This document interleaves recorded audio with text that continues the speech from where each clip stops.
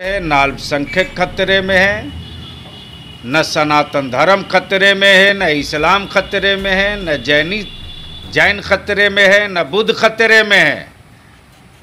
कुछ व्यक्तियों की कुर्सी और सत्ता खतरे में है, और जिनकी सत्ता और सरकारें खतरे में होती है उन्हीं का धर्म खतरे में रहता है। नमस्कार, द इंडिया टॉप देख रहे हैं आप और मेरा नाम शशांक पांडे है। बिहार ही नहीं पूरे देश की राजनीति गर्म है अजान वर्सेस हनुमान चालीसा को लेकर। कल जिस तरीके से गिरिराज सिंह ने कहा था, और कल ही नहीं बार बार गिरिराज सिंह कहते हैं कि हिंदू खतरे में है, इसको लेकर जब जदयू के एमएलसी गुलाम रसूल बलियाबी से सवाल किया गया तो उन्होंने कहा कि ना हिंदू खतरे में है ना अल्पसंख्यक खतरे में है। अगर कोई खतरा में है तो कुछ चंद नेताओं की कुर्सी खतरे में है। तो वहीं उनसे दूसरा सवाल ये पूछा गया कि भाजपा के एक मंत्री हैं जनक राम, वो कह रहे हैं कि जो सुबह सुबह लाउड स्पीकर में अजान बजाया जाता है, मस्जिदों से लाउड स्पीकर को हटा दिया जाए, तो उस पर भी गुलाम रसूल बलियाबी ने क्या कहा है, पूरी बात को सुनिए। न अल्पसंख्यक खतरे में है, न सनातन धर्म खतरे में है, न इस्लाम खतरे में है, न जैन खतरे में है, न बुद्ध खतरे में है। कुछ व्यक्तियों की कुर्सी और सत्ता खतरे में है, और जिनकी सत्ता और सरकारें खतरे में होती है उन्हीं का धर्म खतरे में रहता है। सर, पिछले एक महीने से देखा जा रहा है बिहार सरकार में मंत्री है जनक राम, मस्जिद से लाउड स्पीकर हटाने की बात करें, कैसे देखते हैं इस बयान को आप? अरे भैया, बयान बहादुरों से बिहार नहीं चलता है, विकास बहादुर से बिहार चलता है।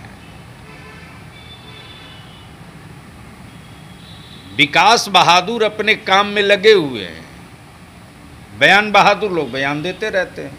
पिछले एक महीने से जिस तरीके से देश में देखा जा रहा है, अजान पर सियासत हो रही है, लाउड स्पीकर पर हो रही है, हनुमान पर हो रही है, किस ओर बढ़ रहा है देश? क्या जनता को मेन मुद्दों से भटकाने की तरफ ये देश बढ़ रहा है? क्योंकि ज़्यादातर जगह पर दंगे हुए हैं जहाँ पर वहाँ पर जो अभियुक्त आ रहे हैं पुलिस की नज़र में वो मुसलमान पकड़े जा रहे हैं। तो ऐसे में ये किस ओर बढ़ रही है? क्या ये राजनीतिक सियासत है या दबाने की कोशिश है? देश समझदार है, सब समझता है।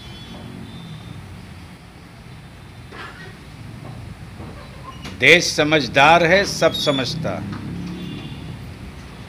आज जिनको समझ में आ गई है बात की अब देश समझ लिया है, वो कुछ और समझाने की स्क्रिप्ट लिख रहे हैं। देखिए कितनी कामयाब होती है। मुद्दों से भटकाया जा रहा है। देश बड़ा है, देश की जनता सब कुछ समझ चुकी है, भटकाने वाले को भी रास्ते पर ला देगी, और जो भटक चुके हैं उनको भी रास्ते पर ला देगी। अब लगता है सर कि बड़ा मुद्दा महंगाई, बेरोजगारी, शिक्षा, ये तमाम मुद्दे हैं जिस पर बिहार की सरकार भी काम कर रही है। लेकिन नहीं लगता कि कई पॉलिटिकल पार्टी के नेता जिस तरह से बयान देते हैं, असली मुद्दा जो है उसको बंद करके इस तरह के मुद्दों से जनता को जो है दिग्भ्रमित कर रहे हैं। जब कोरोना की वजह से पूरी दुनिया में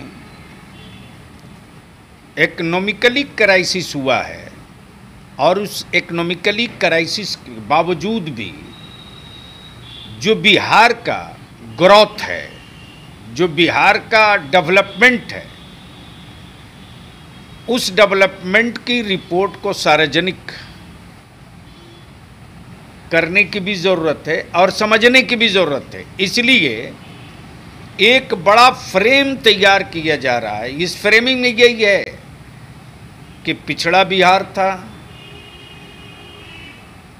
बाढ़ और सुखाड़ आधारित बिहार था, कोई बड़ा उद्योग, कल कारखाना, फैक्ट्री नहीं, और उस बिहार को कोरोना के बावजूद भी जो ग्रोथ हुआ है, जो जीडीपी बढ़ी है, ये जीडीपी अगर अन्य राज्यों के लोग देखेंगे तो देखने के बाद उन राज्यों के युवा, बेरोजगार, वहाँ की जनता अपने राज्य के सुप्रीमो का गट्टा पकड़ेगी।